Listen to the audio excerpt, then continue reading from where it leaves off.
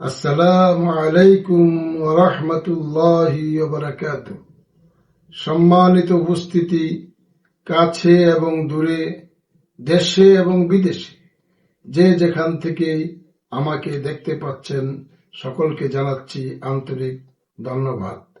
সম্মানিত উপস্থিতি, আমরা অনেক সময় দেখি আমাদের দেশের অনেক গুরুত্বপূর্ণ কাজে মানুষেরা কোরআন শরীফ ধরে শপথ করে থাকেন এবং কোরআন শরীফ ধরে শুয়ে শপথ করা এটা শরীয়তসম্মত কিনা এ বিষয়ে আমি বলতে চাই। মূলত রাসূলুল্লাহ সাল্লাল্লাহু আলাইহি ওয়াসাল্লাম পরিষ্কার বলে দিয়েছেন, একমাত্র আল্লাহর নামে কসম করতে হবে।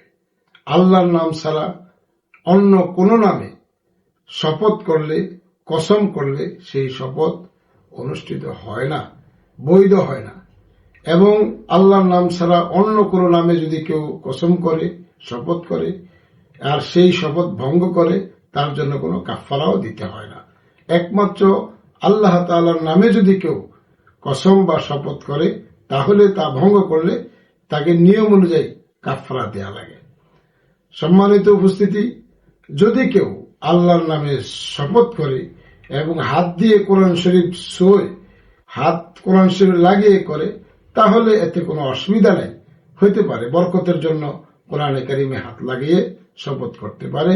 তবে শুধু কোরআন শরীফের হাত দিয়ে আল্লাহর নাম ছাড়া কোরআন শরীফকে ধরেই শুধু শপথ, এটা শরীয়তসম্মত না।